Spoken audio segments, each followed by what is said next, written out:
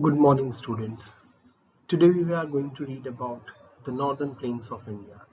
It is a very important physical features of India.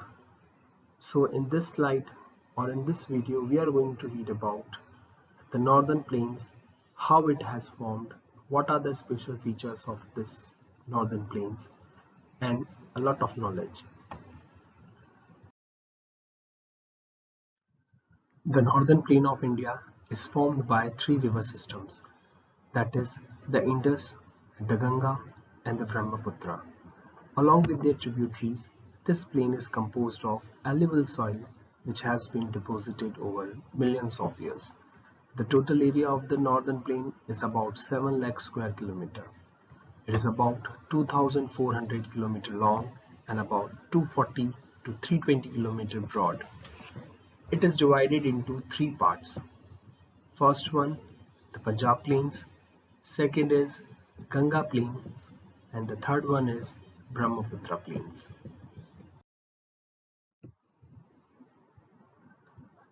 Let's try to get more knowledge about the three plains of northern plains. First one is the Punjab plain. So the Punjab plains form the western part of the northern plain. This is formed by the Indus and its tributaries. And the tributaries are like Jhelum, Chenab, Ravi, Beas, and Satluj. All these five rivers are the tributaries of Indus River. A major portion of this plains is in Pakistan. Doabs abound in this plain.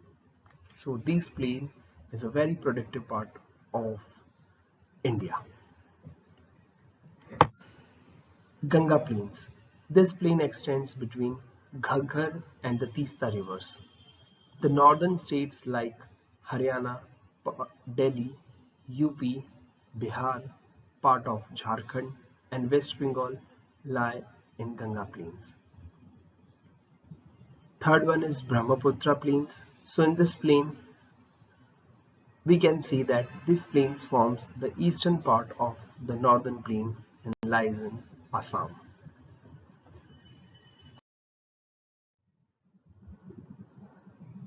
Dear student, on the basis of relief features, the northern plain can be divided into four regions, that is Bhabar, Tarai, Bhangar, and Khadar. So let's have a quick explanation about the four regions of the northern plains. Bhabar. After descending from the mountains, the river deposits pebbles in a narrow belt. The width of this belt is about 8 to 16 km and it lies parallel to the Sivaliks.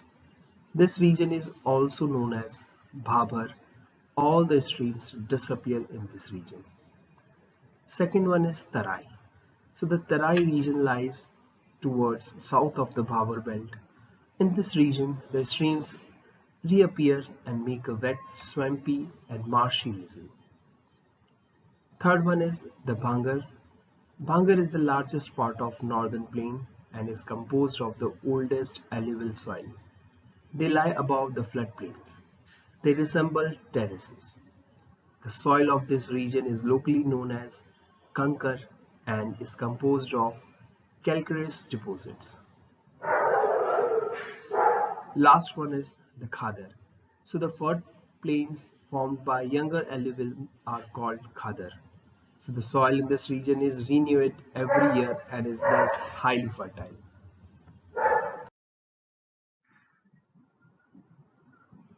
Dear students, let's move to the another important physical features of India, that is the Peninsula Plateau. So in this Peninsula Plateau, we are going to read about features and what are the special characteristics of this landmass. Dear student, you are able to see some parts are divided in the Peninsula Plateau. So the yellow one which you are able to see on your computer screen, that is Central Highlands. The second one is that is in the light brown color, that is Deccan Plateau. And the third one is Chota Nagpur.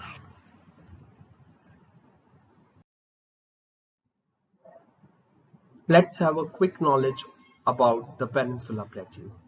So the Peninsula Plateau is a tableland. It is composed of the oldest rocks because it was formed from the drifted part of the Gondwana land. Broad and shallow valleys and rounded hills are the characteristic features of this plateau.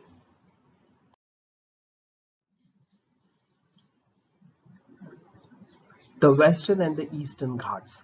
These features are very important in the Peninsula Plateau. So the Western Ghats are higher than the Eastern Ghats. Their average elevation is 900 to 1600 meters as against 600 meters of the Eastern Ghats. The Eastern Ghats stretch from the Mahanadi Valley to the Nilgiris in the south. So the Eastern Ghats are discontinuous and irregular and dissected by rivers draining into the Bay of Bengal. The Western Ghats cause orographic rain by freezing the rain-bearing moist winds to rise along the western slope of the Ghats. The Western Ghats are known by the different local names. The height of the Western Ghats progressively increase if we will move from north to south.